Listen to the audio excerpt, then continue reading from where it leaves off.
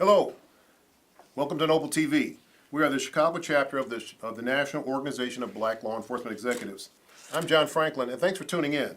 Today we'll be talking to none other than Deputy Chief Eric Carter, who is the recently appointed Deputy Chief of the Special Functions Division of the Chicago Police Department.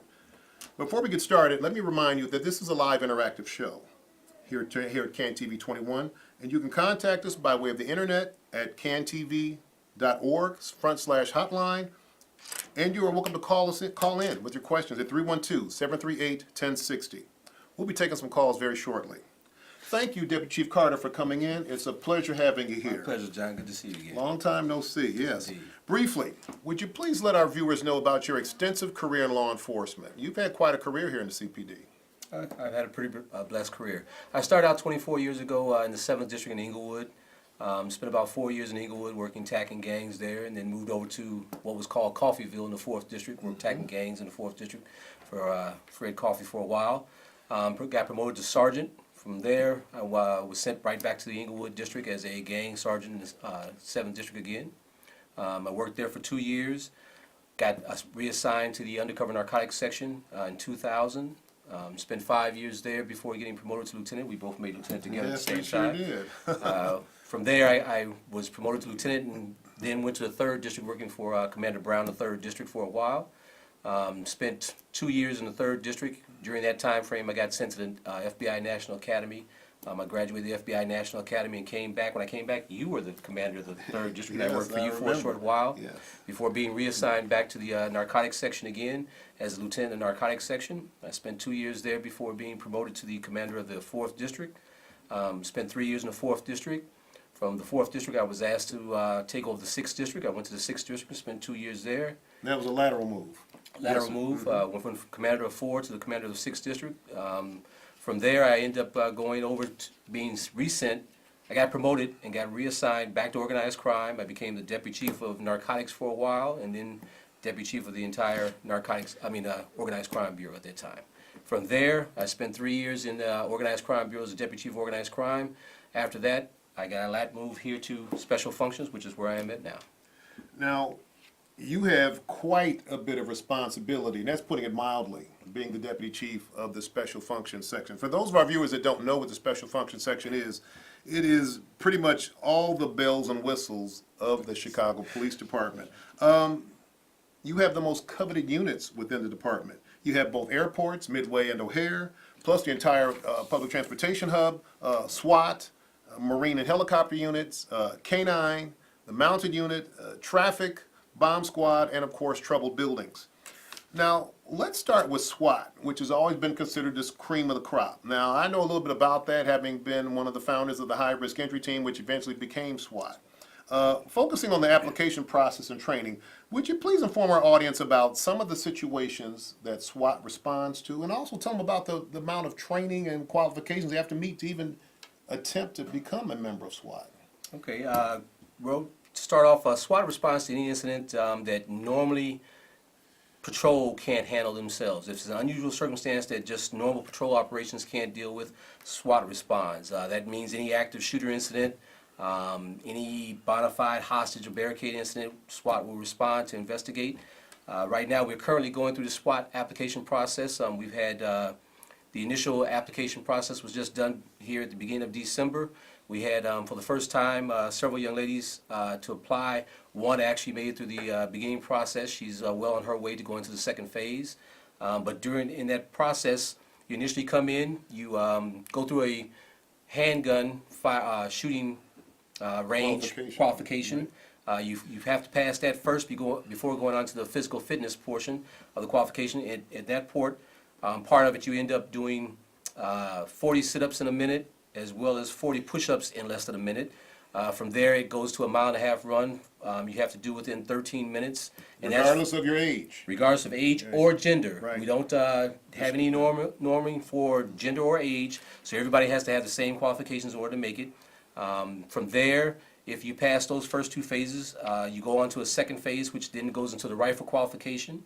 If you pass the rifle qualification, you then go on to the next phase, which is you get the tactical entry portion. You're taught for several weeks tactical entry tactics, and if you can pass that phase, then you are offered a spot on the SWAT team when one comes available. when one comes available. Because people don't leave SWAT too often. Not very often, no. It's one of the most coveted, as you said, one of the most coveted and sought after positions on the department. I was quite amazed when I was there that when I was the commander of SWAT that there were guys on the team who were in their 50s who could still run the mile and a half in under 13 minutes. Yeah. And one gentleman, Sergeant Ron Gibbs, I believe he's detailed to the academy now, runs a mile and a half in 11 minutes, and he's about to retire. He's pretty up there in age and still in great shape. Ron, as well as a few other sergeants, have maintained their physical fitness impeccable. That as well as the qualifications, because the shooting Right. is a key component. You fail any portion of that, and you have to do a twice annual qualification, not only for the physical fitness but for the firearms. And if you fail at any one point in time, you're no longer a part of SWAT. Now, I believe you have to meet an initial qualification of 90% in the shooting just to get there. Well, the first phase with the handgun is at 80%, but once you go through the tactical training, you have to do a 90% qualification to make it onto the SWAT team, yes. Okay. Now, does CPD SWAT regularly participate in cross-training with other critical response teams, CERT teams around the state or outside of the state? Do they participate in any cross-training at all with that? We do locally in the Chicagoland metropolitan area. We also do it with the federal agencies here, Because FBI, FBI has ATF. a SWAT team. Yes, everybody's got a SWAT team, a response team. Marshals. U.S. Marshals, Homeland Security. Everybody has their own SWAT, so we train with them because we do a lot of interaction on some of the special events Sure. that come up here in the city, Chicago. So we do a lot of that. South Suburban, Homewood, and Flossmoor, we do training with them as well. So a lot of it. Lot of training, lot of training. I tell you, it's some of the most extensive training you'll ever have being a member of SWAT. Has or will SWAT receive a version of training that paramedics receive? Now, I know they carry kits on them in case someone is injured or wounded, whatever. The Lee Martin Are case. they certified as EMTs? I remember we were high risk entry. We had actually been Right. trained by the fire department. We all had basic life support EMT licenses. Is that still the case or no? Some of them are. Not all of them are. It's not a requirement that they are trained as EMTs, but for each squad, there are multiple people on the squad that are trained as EMTs. We actually have 4 that are certified paramedics with the squad. So they have the option of doing it, but every squad is required to have at least 2 or 3 per squad, so everybody can be taken. And they're all are the Lee Mart trained, so we have that. Yes. And fortunately, in all the years SWAT has been in existence, no officer has ever been wounded in the line of duty doing a SWAT exercise. So that's fantastic. Now, let's discuss the helicopter unit. Now, as I recall, helicopter unit was combined with the Cook County Sheriff's Department, and was it the state police as well? Just the Sheriff's Just the Sheriff's Department. Is that still the case? Still the case. I know some of the pilots were us, some of the pilots were them. Well, right now, currently, all the pilots with the helicopter unit are all CPD officers, sworn officers. okay. The sheriff's officers are what they call the tactical operations officers. They are the ones who handle all of the mapping equipment, FLIR, anything else that's on the while the pilot is flying. So we share that responsibility. We fly 25% of our missions in the counties and suburban areas that they designate as part of our joint operations. Now, are there any success stories with the helicopter unit where they have assisted on chases or assisted ground units in apprehension of offenders that had otherwise attempted to elude capture, anything like that? Actually, just recently in the 9th District, a couple of days ago, there was a burglary offender that had broken into a home. The call came out, officers responded, but in the midst of him breaking into the home, he ended up taking the car keys and stealing a van, at which time he got into a, obviously, a pursuit became necessary, at which time the helicopter was called in. The subject bailed from the van. The helicopter came in and helped locate the subject as he was hiding within the area the officers had cordoned off. So That's that infrared, Infrared, yes. yes. It's amazing how well that works to find people that you can't see with the human eye. Now, you're tasked with the aviation, along with aviation police, to provide security at our airports. That can be quite a daunting task too, because we have 2 of the busiest airports around. I mean, everybody's quite busy. The Southwest is pretty much the hub there, and then of course we have O'Hare, which is still one of the world's busiest airports. United's main hub. So, what role does special functions play in that? Special functions, the division, we have the responsibility for safety and security of both airports. We have a detachment at both airports, 24 hours a day, 365 days a year. We are not only on the tarmac and securing the airfield operations, but we also are within the terminals securing that with TSA. Now, K-9, I know you have a training center that's just outside of Chicago, I think at Des Plaines, correct? Where the dogs are trained. How many canine officers do you have currently? I don't want to get into numbers Oh, for okay. that, just for that. But we have ample enough, and we're actually in the process now of going to put out a notice of opportunity for anybody who's applying. We actually have 2 canine officers that are currently down in Texas going through canine school with their dogs to become a certified handler. So when they come back, they should be ready for operations by spring. Okay. Now, let's talk about one of your more popular units, the mounted unit. As we know, it's been said that the mounted unit is a magnet for children, tourists, and from what I hear, women love the sight of a man on a horse. What can I say? But talk to us about the extensive training that they undergo. The mounted unit is quite unique because they go through 16 weeks of training. If you want to be a mounted officer, you're going to go through training. You're going to learn how to not only ride the horse, but you're going to learn how to care for the horse's basic daily needs. Right. That means grooming, cleaning the stalls, everything, medical care, dental care for the horse. You really have to be in tune with the animal in order to become a mounted officer, because you spend so much time with that animal, 2 and 3 hours prior just to get them prepped for your deployment, let alone after when you Sure. come back. But that 16 weeks is quite intensive. You learn all the basic operations of how to maneuver the horse and do crowd control, so it's quite intense. Now, as I recall, the stables are located at the South Shore Cultural Center. That's still the case. Still the case. Now, I remember years ago when I was with Special Functions, I remember the stables weren't in the best of condition. I'm hearing now that they have revamped the locker room and some various other aspects of the South Shore Cultural Center for the mounted unit. Are there any plans to rebuild the stables or move it somewhere else? I know there's been some talk in the papers about Tiger Woods coming in with a big golf center he wants to put up in Jackson Park. Is the mounted unit going to be in any part of that, or? That's all Conjecture right now. Right now, but the mounted unit has recently undergone some renovations. We could use a few more renovations here and there, but the horses are very well provided for, food-wise, stable, heating, Veterinary everything, care, all veterinary of care. that. Matter of fact, we get our veterinary care. There's a veterinarian here in the city that donates his time and energy for our veterinary care. He has done it for the last 6 or 7 years. He's been a blessing for the mounted unit, and hopefully we'll have a couple more veterinarians that want to volunteer as well to continue on his work. But they're very well cared for. We're getting ready to do a renovation for the rooftop, for the stables.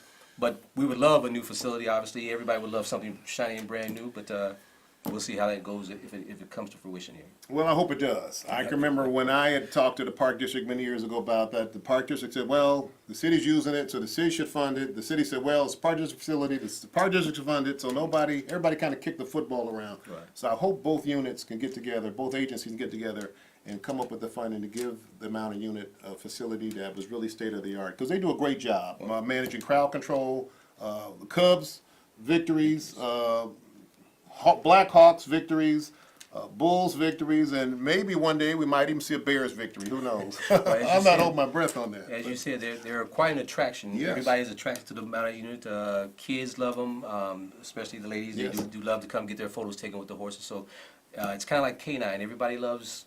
And they do a great job of moving large crowds of people around that have to be moved and have to move quickly They are. sometimes. You do not want to stand in the way of a horse when he's moving. No, not at all. Now, the traffic unit. I have noticed recently a lot more activity with the traffic cars out on Lakeshore Drive. For years, I didn't see many of them, and now I actually see stops being made. I see speed monitoring going on. People being pulled over for driving too fast. Are we going to see more of that in Chicago? That will continue on. That's something that, as of this year, we really instituted more of because of the incidents that were happening in up and down Lakeshore Drive and around the city. As you know, traffic unit does all kind of enforcement from DUI to seatbelt missions. We pretty much do a myriad of traffic enforcement all throughout the city. Any district commander can call and ask for our assistance, and we'll be happy to come and help them. As far as expressways, we're still going to leave that up to the state police. We are still authorized within the city limits of Chicago to do traffic enforcement, but we pretty much leave that up to them unless it's just something so egregious that, you know, You have to step in. for. Now, looks like we have a caller, Deputy Chief, so I guess we're going to take it. Hello, caller. Hi, Carla. Yes, good evening. Good evening, and welcome to Noble TV. You, Hello? I'm sorry. hello. Good evening. Your question or comment, please. Yes, I'd like to make a comment. I'm a follower of Noble, and I'm so happy and delighted to see one of my former commanders from the 6th District. This is Miss Griffin from 634. How are you, Ms. Griffin? And we have, From you. and we got the best, always had the best officers in the 6th District. That's in the city of Chicago. The greatest and the best, and we hope to get more best and great officers over at the 6th District. And congratulations, Nadine Griffin here. Thank you, Ms. Griffin, and thank you for your call. Thank you Much for the comment. appreciated. Eric, tell me about your time in 6. What did you like being there? I know it's a lot of work going on in Gresham. What was your most challenging aspect of being in Gresham? Gresham was such a diverse community.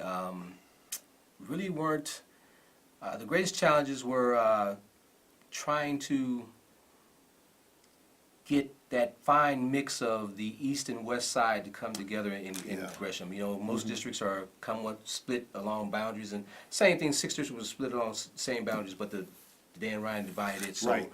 we end up getting them to come together and work together as a cohesive unit. They were great in their own realms, Right. but to come together as a whole, it was the most difficult part of it.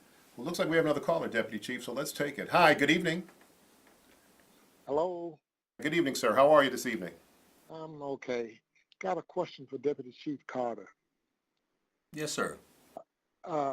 First, does CPD SWAT team get involved with the Illinois Tactical Officers Association? Yes, sir. Most of the, if not all of my officers are a part of the Illinois Tactical Officers Association. They have membership in it. And they also do joint trainings and go to the conferences that they host every year. Okay, thank you for your call, sir. Eric, let's talk about the traffic unit again. We've talked about how they support district law enforcement. Do they come out and give any educational training on DUIs and things of that nature that officers may not handle a lot of, but your officers in traffic will handle a lot more of, probably? We do in conjunction with the academy, joint trainings. We also come out and we do talk to high school kids. They're going through driver education training. We go out and do, on-site training with them on proper, I guess, driver, not to drink and drive. We do a lot of And zero tolerance, of zero course. tolerance. We do a lot of work with Mothers Against Drunk Drivers and organizations like that. But yes, when district commanders call, we respond, and when we help them out in any instance they report. Okay, great. Looks like we know the caller, sir. Let's take it. Hi, good evening. Welcome to Noble TV. Hi, I have a question. I was just wondering with the holiday season, as far as the airports, do you guys work in conjunction at all with like the air marshals or anything like that? Okay, good question. We do within the terminals. The air marshals are more so on flights in the air. They do pass through the terminals, obviously, as they entry and egress off the airplanes and in within the terminals. But we are charged at both airports. The Chicago Police Department is the main law enforcement body at both airports. Thank you for your question. It looks like we have another one. Hello, good evening. Yeah, John. Deputy Chief Carter, one other question. The North, South, and West Suburban Chiefs of Police Association, I know each one of those entities have SWAT teams. Do you do scheduled regular joint operations or training with those individuals from those three respective associations? As a matter of fact, I've been talking to Chief Cook from out in Homewood, who's in charge of the South SWAT. He's trying to schedule that with our unit right now to get us to, get more interactive. So we're working with them as well as all the others. So we do. Thank you for your call. Okay. Now, Eric, each summer, as we know in Chicago, a lot of people go out to the beaches, and there's a significant number of drownings every summer. I know that the responsibilities of the CPD Marine Unit and the CPD and the CPD Marine Unit and the Chicago Fire Department sometimes overlap. Will both agencies be working together on this issue in the coming summer? We've always had a great rapport with CFD. We work side by side on the waterways as well as here in the city of Chicago. But yes, we have the same mission. We go and do the same things. Ours is more so the law enforcement aspect of not drinking on the waterways and Inspection. public safety and inspections on the waterways. They're more of the rescue aspect, but we do overlap in some instances. It just all happens to be logistics on who's closer in each of those incidents, but more so the fire department, we were great partnership with. Looks like we have another caller, so let's take it. Hi, good evening. Hey, Chief Carter, gentlemen. Quick comment to Chief Carter. Just want to say congratulations on your success. You're a great man, and the community needs more men like you of color because you're a great inspiration to young men. I had a pleasure of speaking with you at UIC College Prep, and you gave me some great information. So keep up the great work and continue to do what you do. Community appreciates you. Thank you so much. Thank you, sir. To what extent can you share with us the public transportation unit also? It plays a significant role in every major event. We have a lot of people that use public transportation to get to our major sporting events, and we're a big sports town. Soldier Field, Wrigley Field, U.S. Cellular, or now it's called Guaranteed Rate Field, I think now. Yes. Taste of Chicago. Taste of Chicago, United Center. We have a lot of people to move around in public transportation. What role does special functions play in that? Special Functions in charge of the Public Transportation Unit. Commander Sam is currently the commanding officer of the Transportation Unit. We work closely with CTA to monitor ridership as well as any crime issues that are on the subways, the bus lines, all throughout Chicago. So we monitor all aspects of it. We can work with Metra in getting their information as to ridership information. That way we can determine peak times for entry and egress. We can also determine whether or not we're going to experience large crowds and potential incidents as events end. We can determine whether or not we need to put on more cars to alleviate the overcrowding. It's a great partnership that we have with CTA. Now, expanding on that, since you have all the bells and whistles, sir, you also help manage these large-scale events, correct? As the Mayor of Chicago, as the Bank of America Marathon, and most recently the World Series, Cubs Victory Parade, all of that. Now, let's hear about your role in all of that. That had to have been quite a daunting task this year. It was, especially just coming in on ground zero just prior to the marathon. About 2 months prior to the marathon, we started working up with Bank of America and Chicago Event Management, who runs the marathon. They helped us. Well, it's been a great partnership for the last 26 years that they've been running it. They've done a great job. They do really. a great job, really. When playing that marathon, I had to rely on the previous deputy chief, Steve Georges, who was a great help. Yes. He was a great help.